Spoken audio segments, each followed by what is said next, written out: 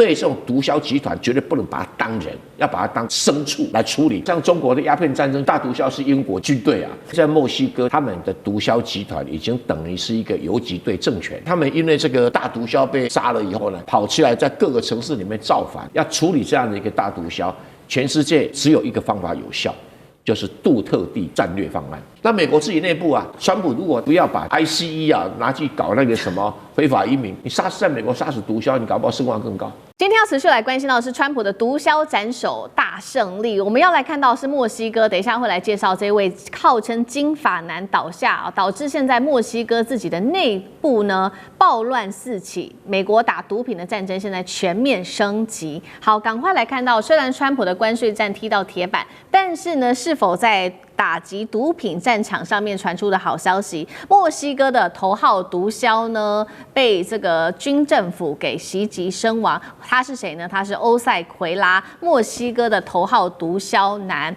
外号金发男，遭到墨西哥军方斩首行动，重伤不治，最后是身亡。那墨西哥的国防部也不讳言坦诚说，这当中有美国特别来提供辅助性的情资，所以这个斩首才可以胜利。美国国防部也持续的补充，他说确实啊，因为呢，在他们去年的时候有组成一个打击毒枭的一个派遣的特遣部队，成为这一次成功的最大幕后推手。但是没有想到，我们看到这一位大毒枭倒下之后，现在墨西哥的暴乱四起哦，犯罪组织就是跟这一位有关的这些犯罪组织，现在正在展开大规模的这个报复行动，而且遍及到了墨西哥里面8个州都在发生暴乱。现在呢，美国跟加拿大其实也蛮紧张的，他们呼吁公民赶快进行避难，直到暴动状况完全的解除，因为现在整体的暴动都还在大规模的进行当中。这一位大毒枭被拿下是川普打击毒品的大胜利吗？但是这样做就能解决美国现在内部毒品问题吗？委员怎么看？川普在委内瑞拉跟这一次的墨西哥的行动都是成功的，对于他未来的恢复声望是有帮助的，但是你说要靠把这个大毒枭金发男一下子处理掉的话，就能够解决毒品问题，那也太乐观了，因为在墨西哥、在哥伦比亚，他们的毒枭集团已经等于是一个游击队政权那么大了，要处理这样的一个大毒枭，全世界已经只有一个方法有效。就是杜特地战略方案。杜特地是怎么干呢？反正授权警察、军队，只要在任何场合看到有人贩毒，立刻开枪击毙。对，只有这个办法。菲律宾为什么这个整个毒品问题大幅下降？就是这个办法。据说他总共杀了几万个那个毒枭啊，大毒枭、小毒枭。那小毒枭被杀光了以后啊，你大毒枭也不敢卖，都躲起来了，跑路啦哦。那现在墨西哥也只有这个方法能够解决。那现在说很多毒枭，毒枭黑帮都滚在一起嘛。他们因为这个大毒枭被杀了以后呢，其他的这个小毒枭、中毒枭跑起来在各个城市里面造反啊，什么烧公共设施啊，攻击这个东西。你又不是没军队啊，对不对？你军队开出来，通通把它干掉就好了嘛。哦，就是你对这种毒枭集团绝对不能把它当人，要把它当牲畜。来处理，你国家才会太平嘛。像中国的鸦片战争就是一个很惨烈的，因为大毒枭是英国军队啊，你要打不过他就吃瘪了。是，所以对毒枭集团是要不能用人性的考虑来处理。那美国自己内部啊，他川普又没有这个法律授权可以叫警察直接对毒枭开枪，他对非法移民开枪是错的，老百姓不能接受。可是你对毒枭开枪，是你美国很多的警察不敢做的事啊，这是现在问题了。那你这个 OK 了，我看过他的那个纪录片，超有趣的。这个人毒枭还能够当警察，警察又变成大毒枭，对，这个墨西哥这个政府体制是真的有问题啊。那还好了，现在这个墨西哥总统过去跟毒枭没什么特别的来往，然后也愿意配合美国，所以看能不能从这个开始，至少是个好的开始。对川普也有声望，然后一步一步川普如果不要把什么 ICE 拿去搞那个什么非法移民，杀死人你在美国杀死毒枭，你搞不好声望更高。对，好，这个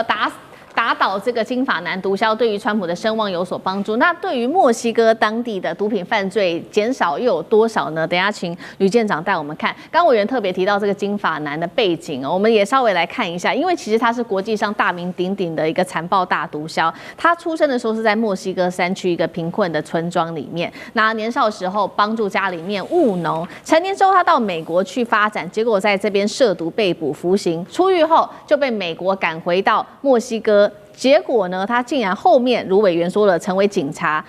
加入警察之后，他后来离开警界，又加入了贩毒组织。最后他自立门户，在此刻开始，他开始贩卖人口、强迫劳动，并且向美国贩售芬太尼，成为川普的头号目标。那时候，美国政府曾经悬赏1500万美元，就是只要掌握到他的行踪。那他做事情也非常的心狠手辣。2015年，军方追捕他失败之后，他就指挥他的手下杀害了24名的警察，公然挑衅墨西哥政府。现在他倒下了，对于墨西哥整体在毒品安全上面有没有所提升？舰长怎么看？其实如果我们来看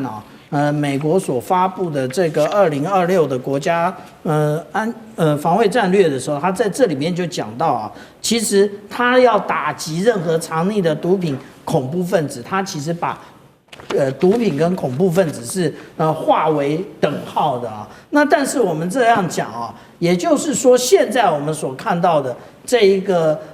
在墨西哥各个城市所发生的大规模暴乱除了刚刚讲到说有关于报复这个政府之外，其实最重要的是要夺权也就是老大已经被干掉了，那谁是老大呢？那大家来耍狠，那最狠的就是老大嘛。那但是真正这个方法就可以解决美国的毒品问题吗？这个根本一点办法都没有。为什么？因为我们常常在讲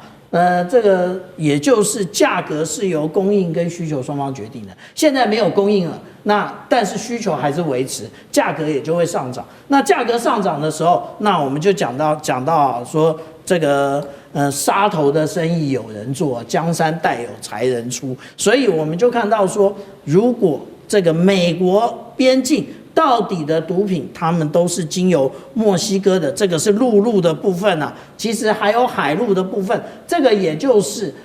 当初川普集成各个的这种快艇，甚至还有半潜船，那个潜艇其实它只有一个很小的一个帆罩，但是一样被美国的 Coast Guard 一样逮捕。那其实我们就讲到说，美国如果真要解决这个问题不是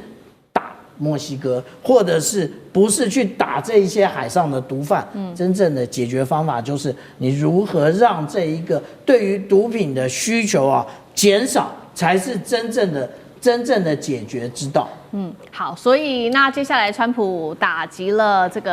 这个重要的毒枭之后，他的下一步会是什么？其实大家也在持续的关注下一个国家，他会不会要打的就是其他的南美洲国家呢？尤其是哥伦比亚。我们也稍微回顾他最近川普的动作，也就是打击毒枭的动作。先是墨西哥，然后精准的给他们情报，打击了这个金发男。那先前还有委内瑞拉，川普出动了包括了航母 F-35战机，然后击船了他们的运毒船，135人因此丧生。现在大家在看说是不是就是哥伦比亚成为下一个川普要整治的对象？尤其他先前曾经呛过哥伦比亚的总统裴佐，说他掌控了古柯碱工厂是大毒枭。那裴佐回呛他是诽谤，结果呢，双方隔空互呛了好几个月。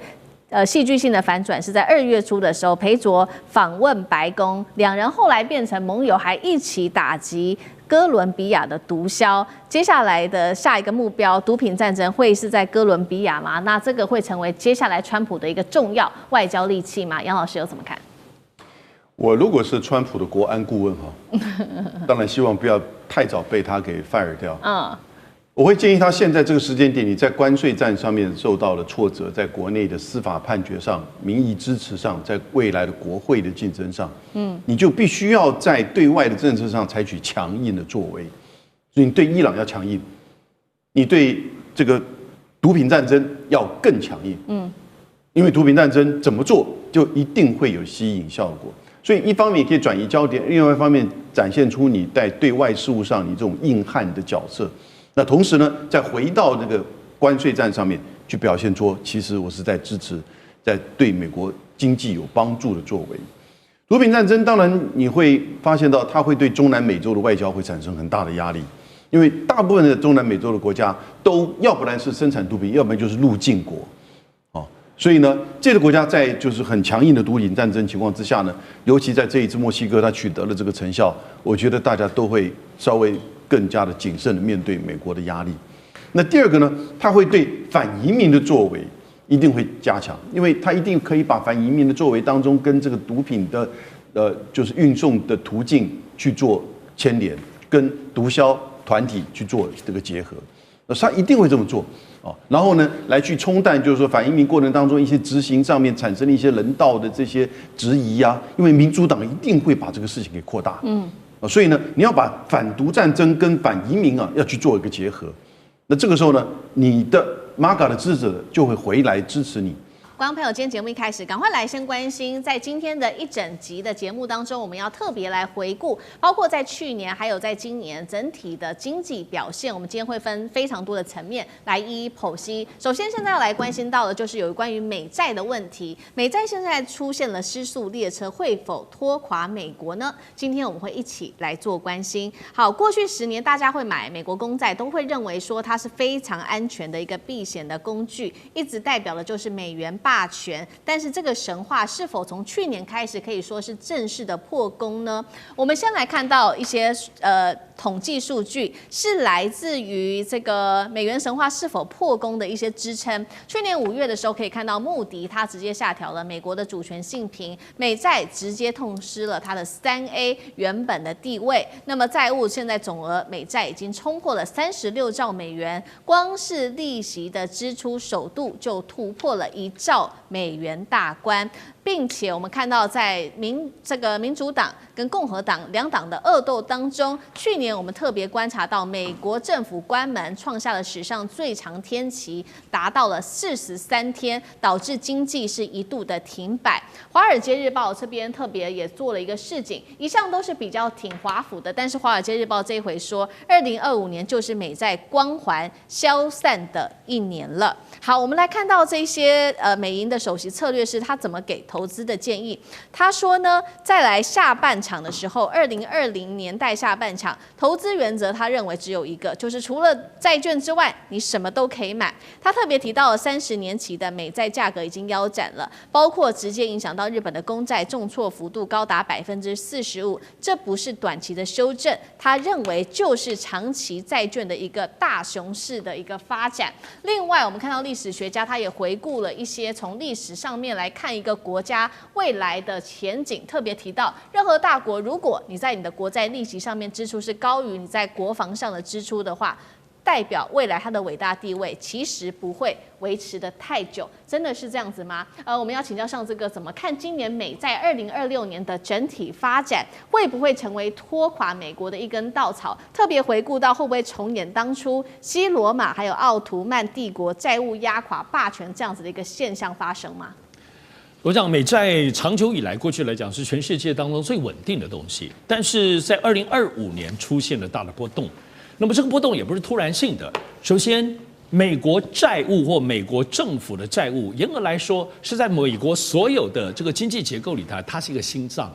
因为一个国家政府它到底欠了多少钱，这个债务本身还不还得起，它当然是一个国家政府运作的最核心的部分。那么过去来说，为什么过去的美债也都欠啊？那因为全世界把这个美国，我们知道美国作为一个霸权的体现，就来自于特别是它的金融货币。那核心无论是美元作为全世界的一个通行的货币的标准，然后包括美国股市吸收了全世界所有的资金在华尔街在投资或炒作，而这里头汇集到政府的心脏其实就是美债。所以过去美债来讲，除非美国倒了，这个国家亡了，否则这个美国的这个美债当中，它还是一个存在的一个最核心的价值。因此，美债虽然是美国欠了这么多的债务，但它是全世界的所有其他的国家买它的美债，而且这一个不会倒、应该不会倒的国家，所以长久以来，那么这个作为可以投资，而且有利息。因此，美债本身的利息长久以来都是我们在观察，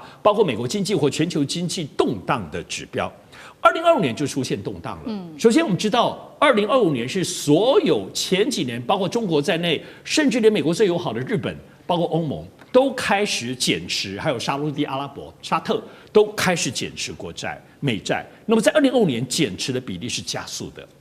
而且，川普就任之后呢，对于整个美国政府的这个怎么用这个政府，它可以说是波澜壮阔的，所以使得大家对于美国政府的这个稳定性跟安定性来讲，大家有所畏惧。因此，美债就使得我们刚刚强调的，过去来说，长期的，比如说5年、10年的这个长期的殖利率，它利息都是很稳定、偏低的。但是呢，没想到大家对于美国5年后的债务、10年后债务，觉得风险很大、很害怕，所以都抛了。所以因此变成是那怎么办呢？只好提高利率。所以我每次看到长期的这个殖利率如果偏高的时候，就表示这个东西，包括我们最近日债也是哈，日本的这个货币债务也是一样，国家债务也是，大家就觉得不想持有。那所以市场上只好抬高利息让大家来买。那我想2026年这件事情，它影响性是如何？我认为还是在看美国政府哈，因为我们都知道现在美国这种明尼苏达州的这种内部的这种碰撞，也让美国社会也进入了逼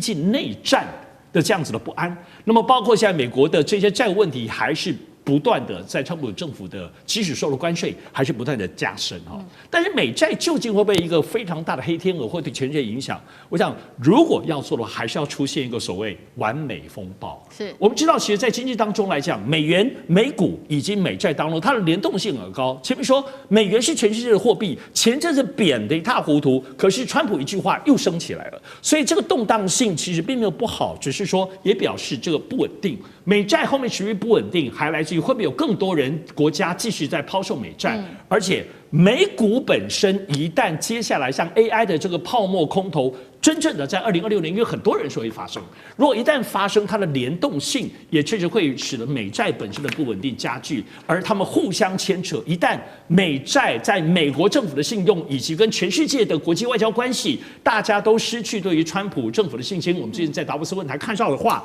如果这个东西继续发展的时候呢，其实确实有可能成为2026年当中以美债拉动或爆破的一个黑天鹅所在。好，所以我们其实可以看到一个很明显的分水岭，从川普政府去年上任以来，尤其在2025年开始，美债的光环逐渐的褪去哦。那么大家对川普的信心越来越低的时候，川普持续的打他的这个关税战，那其他国家也打什么呢？针对美国的美债来把它当成武器化来打川普，到底有没有效？来看几个国家，包括了中国大陆跟欧盟，现在呢都把这个美债当作是一种政治谈判的武器，叫做金融武器来打。中国大陆它针对于川普的关税，直接说呢，不排除大陆会来抛售美债。欧盟也说了，传出因为呢，川普在介入在乌克兰的问题，还有格陵兰的问题，所以欧盟现在威胁要抛售高达73兆美元的美国国债，逼华府回到谈判桌，有没有用啊？舰长怎么看？首先，大家要知道，如果现在发生战争了，台湾海峡发生战争，你手上有一大堆新台币，问你要转投资什么？依据过去的经验，第一个是黄金，可是黄金我先告诉你没有利息，第二重的要命，身上很难放，所以我跟你讲，大部分人其实会依据过去的经验去买美金，因为美金毕竟还是这个全世界最值得大家相信的一个货币，不然你投资别的，你心里就会七上八下的。然后美债有多好，你知道吧？现在美国30年期的这个殖利率的那个债啊，它今天我查是4.9%的利率，意思说每年到年底它给你4.9%。如果我们央行投资了1000亿美金，到年底这个美国就会给他49亿美金的利息。然后他在国内呢，他有这些钱，对不对？他给他放，因为他是靠国内收来的钱嘛，国内的钱存在央行的，央行给他多少利息？2%不到。他最长的利息是大概3年的，大概只有1.7、1.8、1.9。我这样讲好了，这两个差的是大概3%。所以我央行什么事都不做，我买1000亿美金买美国的国债，我一年基本上躺在那里就赚30亿美金，就是1000亿台币，大概是这样。你说好不好赚？那当然就是你要问这个美债到底稳不稳的这个问题。那当然，今天刚上次哥有讲这个黑天鹅，我觉得现在是有一只黑天鹅，你要小心的就是当大家觉得心情不稳的时候，都怀疑的时候有一个东西一定涨价，那个就叫黄金。因为黄金是全世界人类最原始、大家最信任的货币，所以当大家心里在怀疑的时候，金价一定涨。那你知道最近金价涨得不得了，所以如果我能够在过年的年初的时候给你一个建议，请你今年操作股市你一定要谨小为慎。因为当黄金一直在涨，那代表整个全世界，因为这个金价不是我决定，不是你决定，全世界对这个东西是有一点怀疑的。那至于你说这个各国为什么有的卖有的买呢？这跟各国的这个情况不一样。好比说中国有这么多，它现在还有6000多亿这个美债，因为它随时美国就把它当做一个武器来威胁它，所以他觉得这是一个受威胁的东西。那像什么英国啦、日本啦，它跟它绑在一起的，它怎么能卖呢？那至于你说这个美债会不会变成金融武器当然它是一种金融武器，但这种金融武器类似核弹。什么叫做类似核弹？当你用的时候基本上第一个你自己受伤。我举个最简单的，中国大陆现在有这么多，有6000多亿，我不顾一切我给它卖掉，好不好？卖掉之后，这个跌下来谁第一个倒霉？我卖的人自己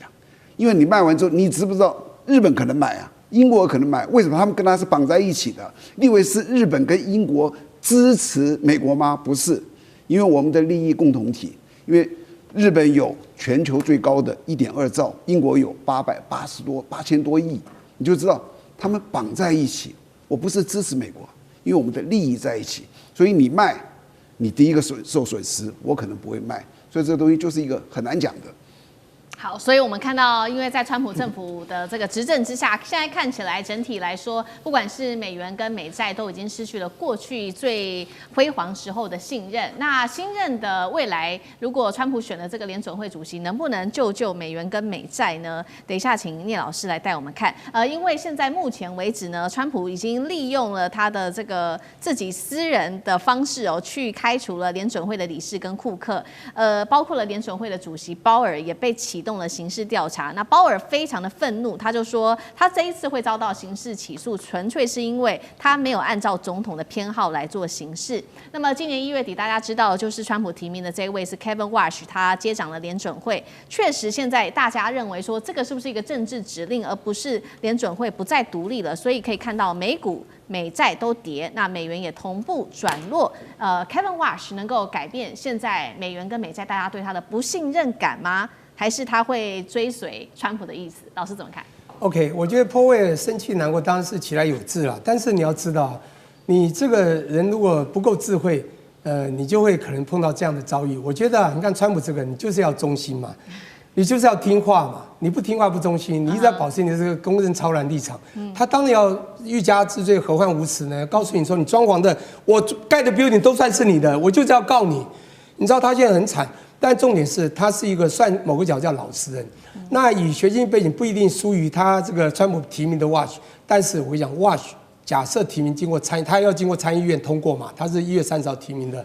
他如果上来的话，你觉得 Warsh 跟 Powell 有什么差异？我觉得是灵活度。我跟各位报告一下，我们今天时间非常短暂，如果你要我来分析 Warsh 这个人跟川普的关系以及他未来的走向，还有看他历史为什么川普会选他，而从某个角度，川普不该找他的，为什么？他叫做鹰派，他被定义叫鹰派。鹰派是 contractionary 的 monetary policy， 是紧缩货币政策的人。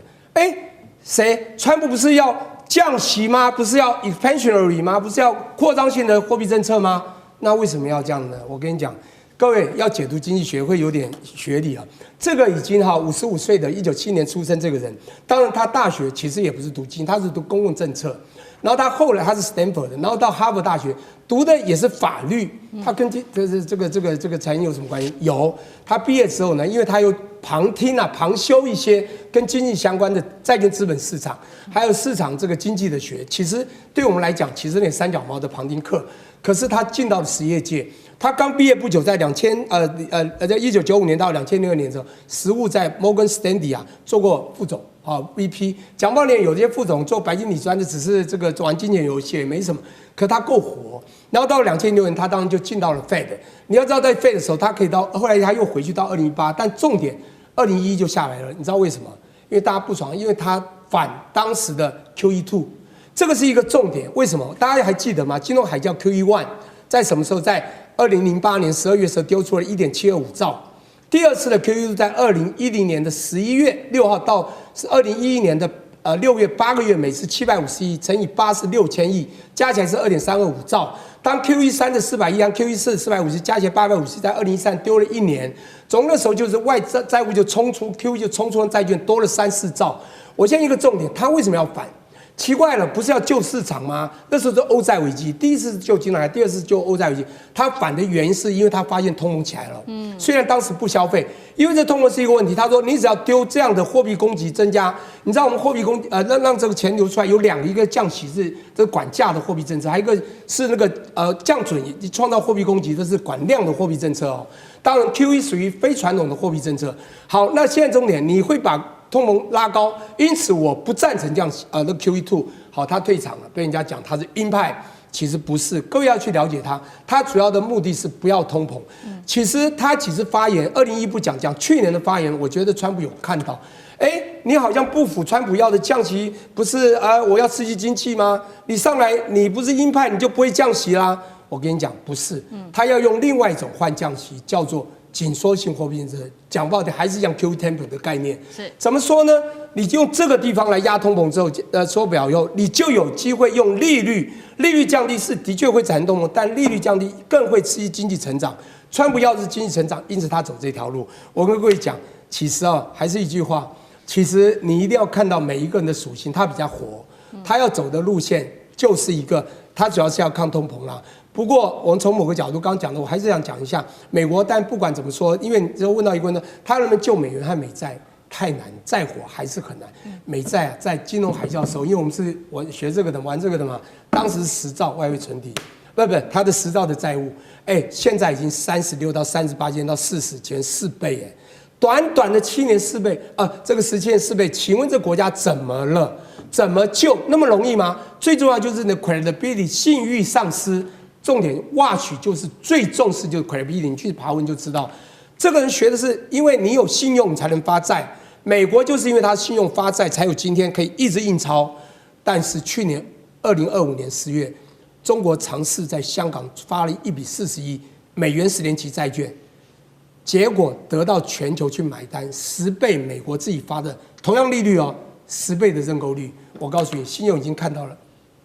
中国的信誉远超过美国，所以你要去救美国的美债的信誉有点困难。好，持续要来关心到的是美债突然间在此刻拉起了警报，因为欧洲的盟友这时候反手一刀卖美债抛售美债，引爆了全球的抛售潮吗？资本市场现在可以看到呢，欧洲用这种抛售美债来当做一种武器，砍向美国的最大弱点。对于美债，还有对于美国的信用是否破产，今天我们会一起的来做关注。好，来看到美债神话，现在说安全神话恐怕会信用破产了，因为呢，我们来看到一个最新消息，先是丹麦的退休基金呢，它已经直接宣告了，我们在月底前会清仓1亿美元的美债。那原因是他们的来自于丹麦退休基金的这个投资长，他是这样说的：他认为美国现在已经不是一个值得信赖的国家，已经不是一个好信用的一个主体，所以他们决定要来清仓1亿美元的美债。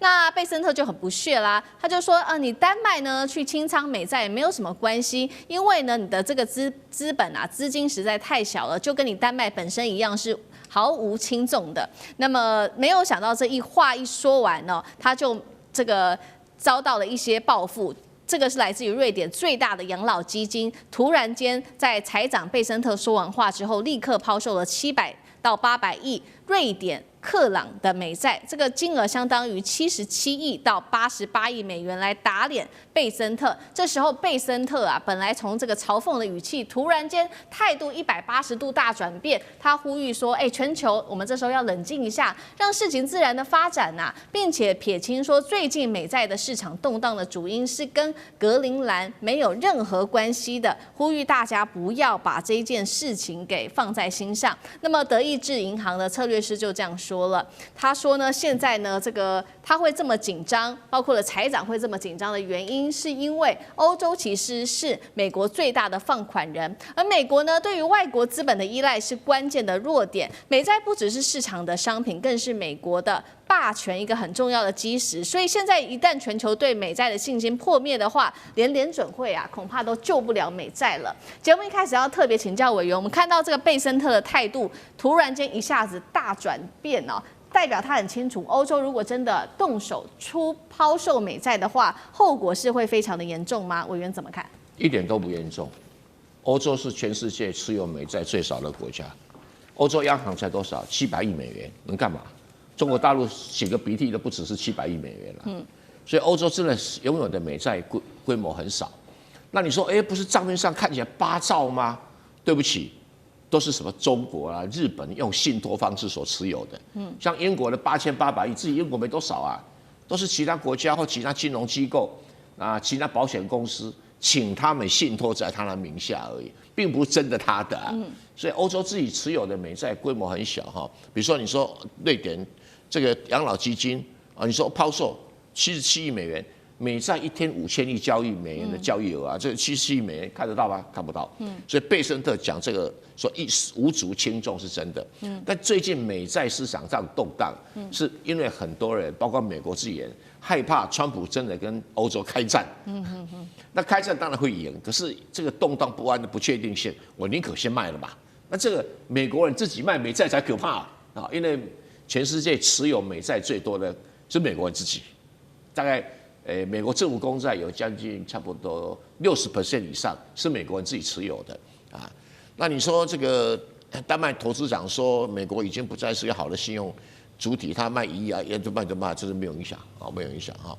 那这个美国这个财长也不是啦，他不想把事情搞得太那个一点了。如果说真的要对抗哈，是中国才日本才是对抗的家伙啊，怎么会对抗这个欧洲这种没有本钱的国家呢？哈，你别看那个马克龙要法国外汇存底没多少钱啦，啊，那德意志银行这个欧洲实际上是美国最大的放款人，乱说，因为钱都不是你自己的，因为伦敦经营这个财富管理很成功，然后这个比利时也很成功，卢森堡也很成功，荷兰也很成功，所以他们拥有的都是其他国家拥有的资金，不是你欧洲自己的。你拿别人的钱当做你自己的所以我是觉得，连这个策略分析师很丢脸哦。那你说美债不再是市场商品，是霸权啊，这是对的啊，这是对的。如果今天中国一下子要把所有美债或者美元全抛掉，搞不好美国脸一横就说我冻结你啊，就冻结了，就像冻结俄罗斯一样的道理哈。所以中国大陆在那边放太多钱，注意啊哈，现在还有3兆在那边呢。是，那这个什么美债信心破灭，现在大家已经对他没什么信心了哦，什么联准会救不了，联准会出手都几千亿，对这没什么问题啊。是，那同样的问题也请教李将军。我觉得我们美债是一个比较稳定的一个投资了就是就像是以前我们学过一点的基本的这个理财的观念来讲的话，在年轻的时候你可以股市多一点嘛，股市占7成。对不对？债市少一点3分不要具有积极的这种投资策略。当你到中年的时候，就股债大概各一半。那像到我这种年纪来讲的话，债市大概你就投资要到7成，比较稳定那股市你就要少一点，因为你的承担的风险就会比较大。这个所以说债券从这个投资的理念来看的话，它是属于一种比较稳定的认为说这个投资理财比较稳定。但是这次这个如果说美债，如果说在这种大家都认为比较稳定状况之下，它居然会殖利率暴升，也就是它的债券本身的价格下跌，那会造成什么影响呢？第一个就是说，这个大家就不再信任美债嘛。第一个就一定是造成你这个国家哈，如果说是你美国国家债券来讲的话，那当然会造成你国家利息要支付要比较多哈，你才能够去借到钱，因为你的风险不再那么高，我就要支出更多。那以美国现在来讲的话，它现在本来这个利息就已经很高了，每年要支付的利息，它的这个就已经很高。如果在这种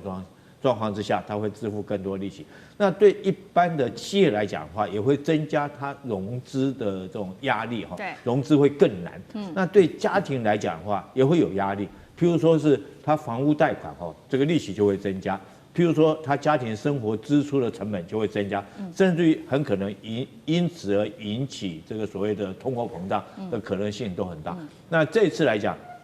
我认为说是美债会这样发生哦，主要是也是由于川普自己搞出来的。第一个，他对格陵兰造成地缘政治上的一个风险啊，大家会评估。所以说，欧洲来讲，我虽然说很无力、很乏力，可是好歹我就像丹麦来讲，退休基金我就给你这个清仓1亿美元哈。瑞典来讲的话，金额虽然不高，可是代表我反抗的决心。我就清理美债。那当然对这些情形，对这些国家来讲，其实他们有一句话，如果说是在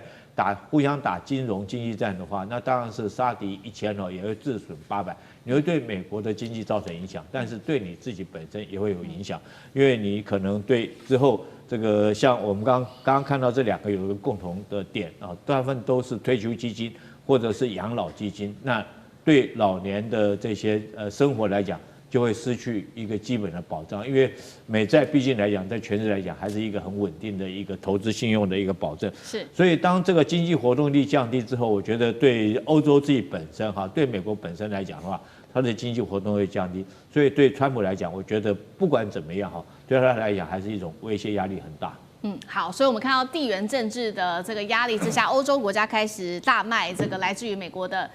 债券，但是对于美国来说，看起来整体的债券市场不会受到欧洲太大的影响。但是如果是中国大陆跟日本卖美债的话，这影响就会蛮大的了。那川普真的会容许自己的小弟日本把美债卖掉，因为现在开始做这些动作，然后把资金带回日本来救日本的经济嘛？赖老师又怎么看？目前还没有这个趋势了，但是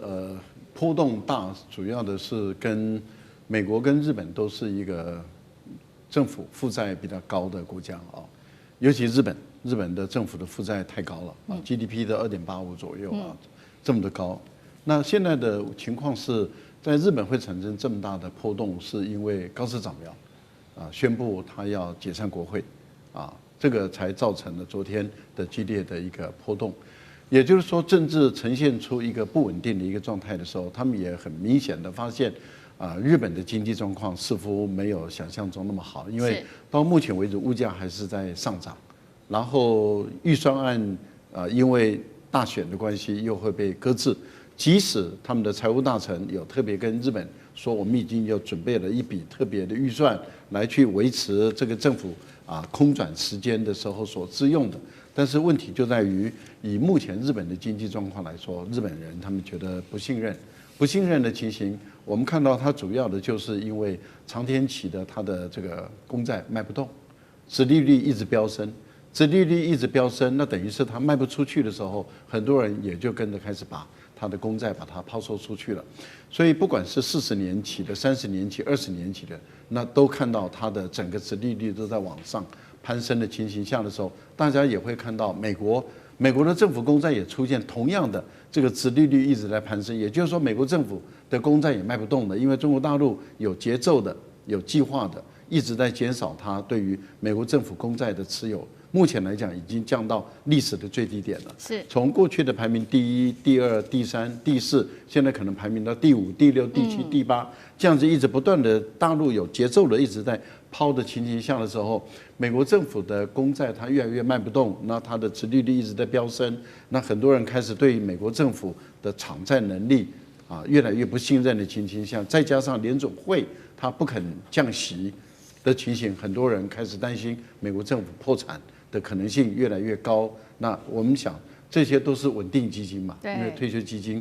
有储基金，这个都是稳定基金。那这些基金的负责人，他本身是要吃法律官司的，也就是说，你的一个获利低于5%的话，你在继续持有，你本身是要负法律责任的。我觉得在这个情形下，很多国家的政府的操作人员，他们本身当然就会抛售，一旦抛售，那呈现出来的这个殖利率在飙升。我觉得日本如果高市早苗没有把日本的经济稳住，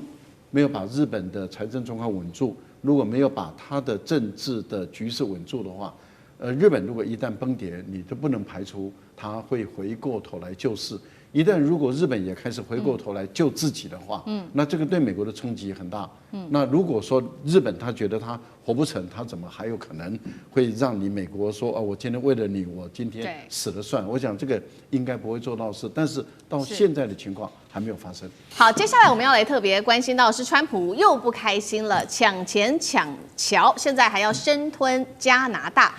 此刻加拿大则是投奔了北京，全球现在脱美靠中，势在必行啦。我们今天一起来做关心。好，为什么川普这一次又这么对加拿大如此的火大？因为我们来看到他最新宣布的，除非美国可以得到充分的补偿，否则呢，川普说了，我会阻止连接美国跟加拿大的这个谈好的新建的跨境大桥，这个桥叫做哥迪豪国际大桥。先来看一下他的小档案。当初呢，他本来是跟这个加拿大的前总理杜鲁道，川普跟杜鲁道谈好的是说这个是美加重要的经济连结，但是我们看到川普现在说翻脸就翻脸，这个国际大桥是做不了了。我们来看到它有的重要性是什么？它是横跨底特律河的，连接加拿大跟这个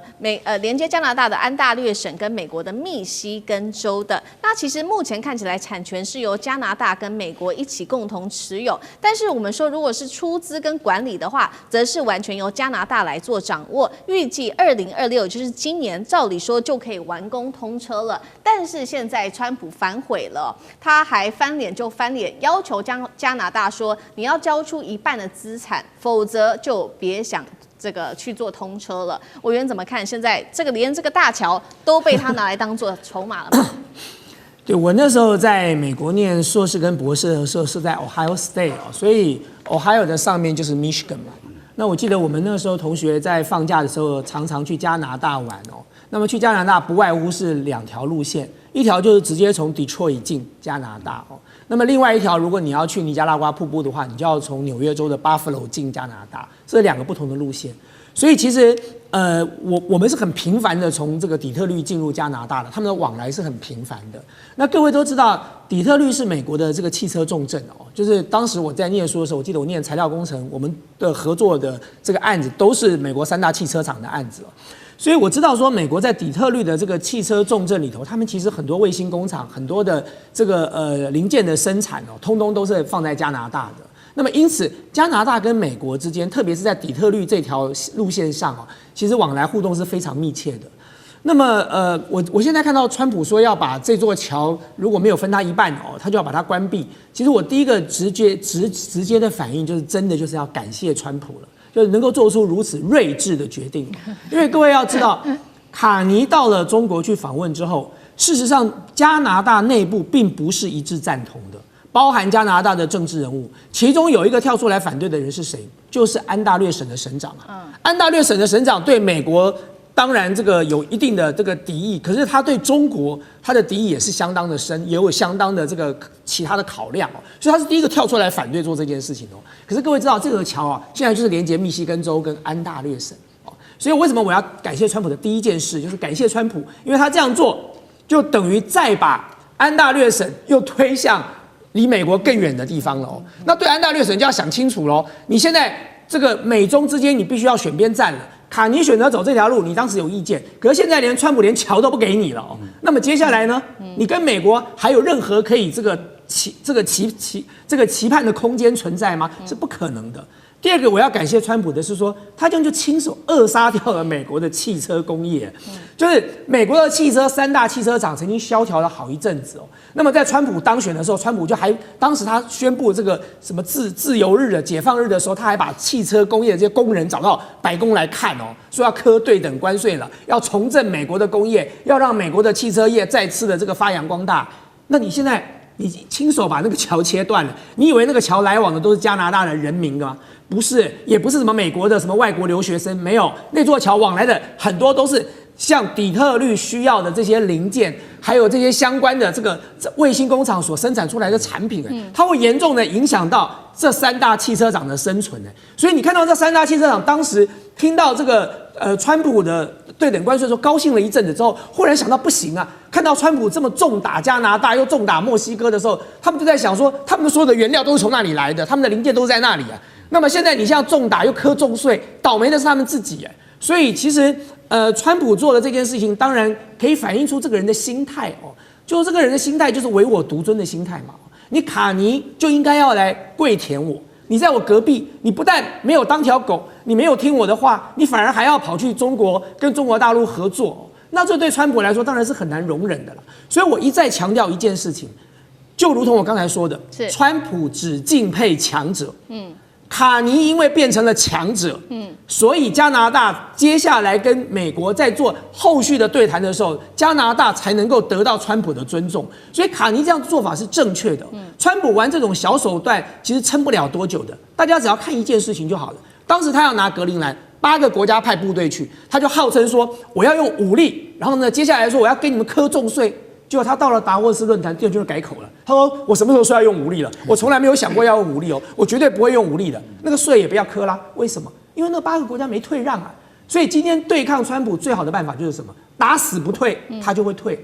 好，确实我们现在看到，所以卡尼的态度非常的强硬。之外，他针对川普的态度非常强硬之外，他现在也找到了另外一个方法就是全面的跟中国大陆来加强合作。那尤其是在经贸上面的合作，中加关系可以说现在是正式的完全破冰了吗？我们来看到这个卡尼在1月份的时候访问中国大陆，当时双方就签署了中加经贸合作的路线图。好，最关键的就是中国大陆最在意的电动车关税，加拿大已经承诺了会把关税从100%一口气降到只剩下6.1%。那么加拿大最在意的油菜籽，中国也承诺关税从80%一口气降到15%。其他像是龙虾、螃蟹、豌豆的报复性关税全部取消。加拿大也宣布，接下来会跟中国大陆的企业一起合资成立电动车公司，会一起制造新的电动车。中国大陆的媒体解读说，这是加拿大对中国的明确示好了。那川普看到了眼前正在发生的这些事情，当然是已经完全气炸了。他除了祭出针对加拿大的100%关税之外，还抱怨中国会把加拿大给生吞活剥，我们只得到的是残羹剩饭。县长怎么看这个情势？我记得川普2.0上来的时候，他说他要这个拿下格陵兰，加拿大会变成他的51州，他要收回巴拿马。你觉得他都在胡说八道？可是他开始做到今天，你会发现他真的是在这么想，在这么做的。那你现在想说，人家加拿大是一个国家，就并入你51州啊？怎么可能呢？但是我后来想想，真的是有可能的。为什么呢？第一个，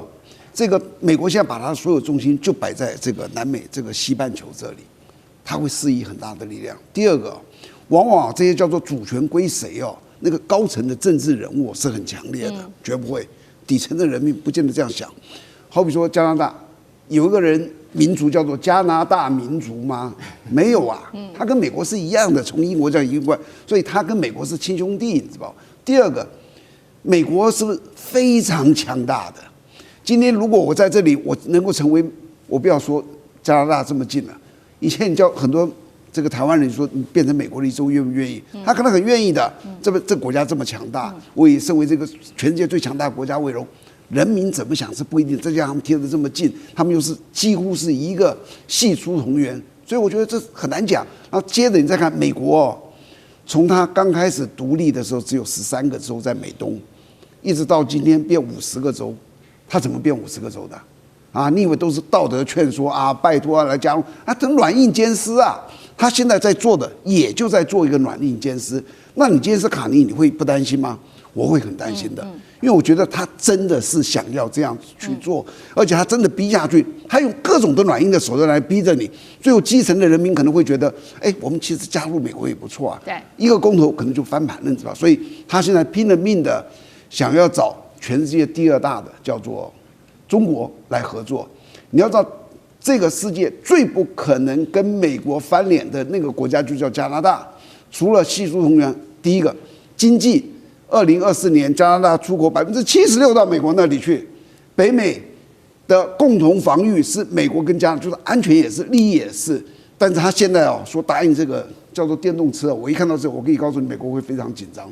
因为中国的电动车太有优势了，CPI值太高了，所以美国就是不准进嘛，或者抽这么高。可是就在边界那里，他如果让加拿大的汽车公司就在边界开，你知道很多美国人会跑到那里去买。就跟以前我在那个读书在马萨诸塞，隔壁的那个税跟我们不一样啊，一个是5%，一个是2%，学生就专门开一个车到那里去买东西，就差在这。所以如果加拿大容许中国的电动汽车，它 CP 值这么高，很多北部的甚至哪里的人，他会跑到加拿大去买车。所以这对美国影响大不大？非常之大。川普会紧张。好，所以其实卡尼经济学家他都已经盘算好这一切了。那他除了在产业上面跟中国大陆加大合作之外呢，他其实在这一次的世界经济论坛上面也公开的呼吁，包括呢提醒示警这些中等收入国家，他说别再幻想要顺从来换安全了，这个时候我们这些国家必须要集体合作来抵制这一个霸权，也就是美国的威胁胁迫。他也说呢，如果你一直和霸权双边谈判，最终只会让小国之间我们只能接受施舍，互相竞争，这不是主权。华干哥怎么看未来的世界，尤其是中等收入国家，他们对抗川普卡尼所提出来的这套理论有效吗？卡尼当过加拿大央行的行长，也当过英国央行的行长。这一篇在世界经济论坛的演说，你知道幕僚说那个总理，我们帮你拟好了初步，他说不用，我自己写。你知道他这篇文章有多长吗？这篇文章大概有5000字，5000字，英文的5000字，他自己写的。是。他的重点在哪里？就是说，你绝对不要以为你有霸权可以依附，你就得到了安全。他没有讲加拿大今天的下场，他没有讲这句话，他只是告诉所有参加这个论坛的123个国家，他讲他的感受给你听。他特别还举一个例子，那个例子是什么？那个例子是1968年，苏联坦克开进了布拉格，也就是捷克首都。10年之后，因为那次事件叫布拉格之春嘛。10年之后，1978年，然后你知道他的捷克朋友说，他们在那个布拉格的街上都会看到人家挂上了一个就是一个标语，就是说有一个水果摊，他会挂上标语说，全世界的劳工联合起来，这样我们就不会被欺负了。他说他一看到那个标语他完全不相信，因为那个叫做谎言。你要深陷在谎言里面的话，你就相信全世界的劳工联合起来就不会被欺负，那是不可能的。为什么？因为你只在你的国家，你讲话有分量。全世界的劳工要联合起来是不可能，没有像这样子的组织。所以在1978年，他就认为说这就是谎言。你要活在谎言里面去相信它，但是到最后你会发现完全是一场空。卡尼现在讲这件事情的意思就是很简单，他举这个例子就是告诉你说，不要以为挂在墙壁上的标语，它就有一天会成为事实。我们跟美国的关系真的是从200年以前建立到现在的，对不对？美国在还没有独立的时候，跟加拿大人是互通有无的，边境根本不设防的。如今我们将可能成为川普口里的第51省或第52省的州的时候，你就会觉得说，我们曾几何时变成这样子？因为你不在谈判桌上，你就会沦为别人的盘中孙。也就是说，你没有这个资格去参加那个会议的话，你就变成任人宰割的羔羊。卡尼，你不觉得他讲话非常充满的智慧吗？这一次跟中国达成这样子的协议，你看双方把报复性关税都免除了，然后关税降到可以降的最低的程度。这是为我自己的国家着想。如果我不上谈判桌的话，我就会被你颐指气使，这就是卡尼的外交策略。所以川普现在很讨厌他，总有一天他要想办法来这个惩罚卡尼。但是我今天讲一句实在话，如果他跟中国的关系能够调整到一个非常顺畅的地位的话，美国也会觉得加拿大这样子做对美国其实是有利益的。